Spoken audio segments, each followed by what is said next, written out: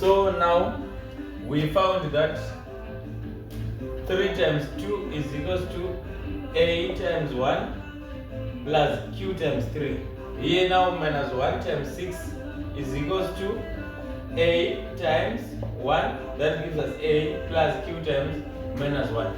So we want to rewrite the equation. So 6 is equals to Q plus 3Q. So this is equation number 1. Then equation number 2 is now saying minus 6 is equals to A minus Q. So this becomes equation number 2. So what do we do now? So remember, we are still doing the hyperbola. So now we can eliminate, right? We can eliminate, since we have A and A there. We can eliminate. So how do we eliminate? We put a minus here. Because if we put a minus here, we say A minus A, we get 0 here. So we said to eliminate is to delete or to remove one part of the equation, solve the other, then substitute to find the other that we have deleted. So this becomes 6 minus 6. This becomes 12 because it's now 6 plus 6. Because the two negative, they give us a positive. So here we are now saying 3Q minus Q. It becomes 3Q plus Q. So we say plus 4Q. So now we're saying 4Q is equals to 12. We divide both sides by 4, then we get Q equals to 3. So our equation now, we know that Q is equals to 3. So that Q, that's our Y. So we're saying y-intercept for this equation is equals to 3. Q is equals to 3. So we're saying this is where our graph crosses the y-axis, right? So now we want to find A, but we said that A plus 3Q is equals to 6, or A minus Q is equals to minus 6. So either way, either of these two that we choose, it must give us the same answer.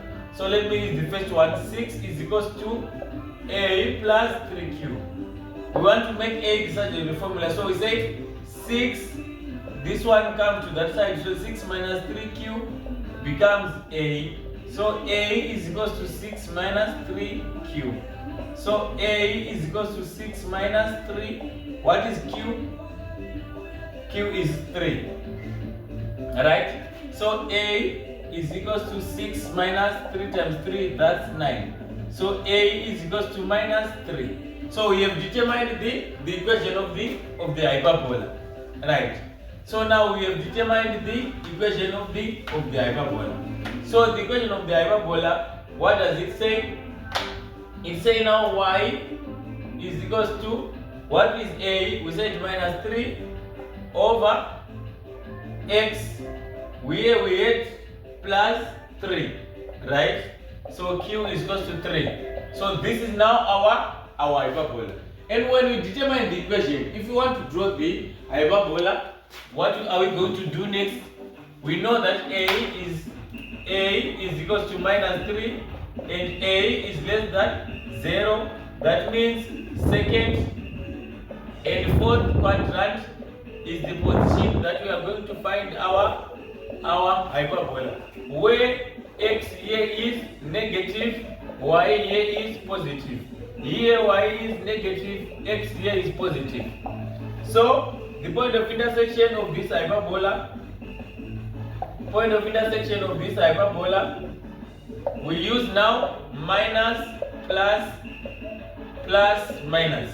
So we are going to say open bracket minus root, what is A?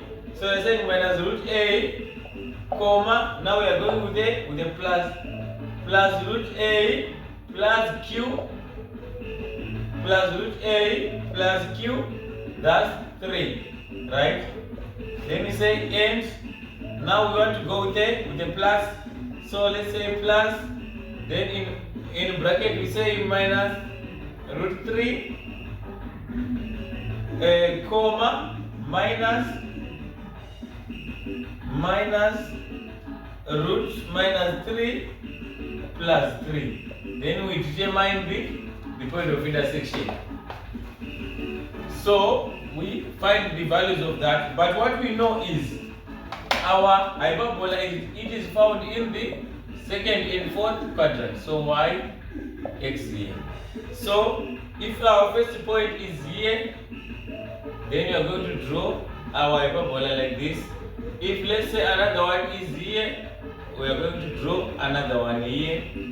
Then we join them. Or let me draw this like that one. Because the point is the